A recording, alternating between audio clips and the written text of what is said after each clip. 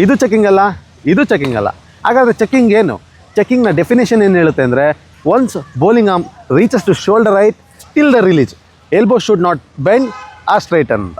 ಅದರ ಅರ್ಥ ಕೈ ಶೋಲ್ಡರ್ ಹೈಟ್ ಬಂದಮೇಲೆ ರಿಲೀಸ್ ಆಗೋವರೆಗೂ ಎಲ್ಬೋ ಬೆಂಡು ಆಗೋಂಗಿಲ್ಲ, ಸ್ಟ್ರೈಟು ಆಗೋಂಗಿಲ್ಲ. ಎಕ್ಸಾಂಪಲ್ ಮುತ್ತಯ್ಯ ಮುರಳೀಧರನ್ ಅವ್ರದ್ದು ಇಲ್ಲಿಂದನೇ ಬೆಂಟೇ ಇರುತ್ತೆ, ರಿಲೀಸ್ವರೆಗೂ ಬೆಂಡೇ ಇರುತ್ತೆ, ಎಲ್ಲೂ ಕೂಡ ಬೆಂಡು ಮತ್ತು ಸ್ಟ್ರೈಟ್ ಆಗೋದಿಲ್ಲ. ಹಾಗೆ ಬುಮ್ರಾ ಅವ್ರದ್ದು ಕೂಡ ಇಲ್ಲೇ ಸ್ಟ್ರೈಟ್ ಮಾಡ್ತಾರೆ, ಇಲ್ಲಿಂದನೇ ರೊಟೇಟ್ ಮಾಡಿ ಅವರು ಬಾಲ್ನ ಹಾಕೋಂಥದ್ದು.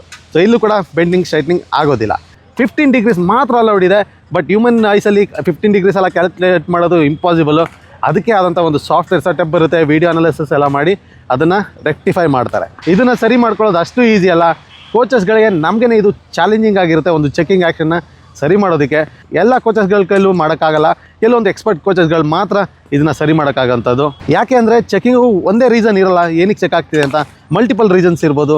ಅದಕ್ಕೆ ವಿಡಿಯೋ ಅನಾಲಿಸಿಸ್ ಮಾಡಿ ಕರೆಕ್ಟಾಗಿ ರೆಕ್ಟಿಫೈ ಮಾಡಿ ಅದಕ್ಕೆ ಸರಿಯಾದ ಟ್ರೈನಿಂಗ್ನ ಮಾಡಬೇಕಾಗುತ್ತೆ. ನೀವೇನಾದ್ರು ಚೆಕಿಂಗ್ ಮಾಡ್ತಿದ್ರೆ ನನ್ನ ಅಡ್ವೈಸು ಕಂಪ್ಲೀಟ್ ಸ್ಕ್ರ್ಯಾಚಿಂದ ನೀವು ಫಾಸ್ಟ್ ಬೌಲಿಂಗ್ ಕಲೀರಿ. ಅದು ನಿಮಗೆ ಫಾಸ್ಟಾಗಿ ಹಾಕೋದಕ್ಕೂ ಕೂಡ ಹೆಲ್ಪ್ ಮಾಡುತ್ತೆ. ಸೊ ಕಂಪ್ಲೀಟಾಗಿ ಸ್ಕ್ರ್ಯಾಚಿಂದ ಎಲ್ಲಿ ಕಲಿಯೋದು ಫಾಸ್ಟ್ ಬೌಲಿಂಗ್ ಅಂತ ಕೇಳಿದ್ರೆ, ಆಲ್ರೆಡಿ ನಾನು ಒಂದು ವೀಡಿಯೋ ಸೀರೀಸ್ನೇ ಮಾಡಿದ್ದೀನಿ.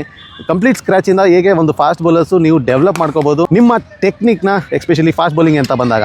ನಮ್ಮ NLPC ಯೂಟ್ಯೂಬ್ ಚಾನಲ್ಗೆ ಹೋಗಿ ಯಾವುದೇ ಒಂದು ವೀಡಿಯೋಗೆ ನಿಮ್ಮ ಬೌಲಿಂಗಲ್ಲಿ ಇರುವಂಥ ಪ್ರಾಬ್ಲಮ್ನ ಕಮೆಂಟ್ ಮಾಡಿ, ಖಂಡಿತ ಅದ್ರ ಬಗ್ಗೆ ತಿಳಿಸ್ಕೊಡ್ತೀನಿ. Good luck.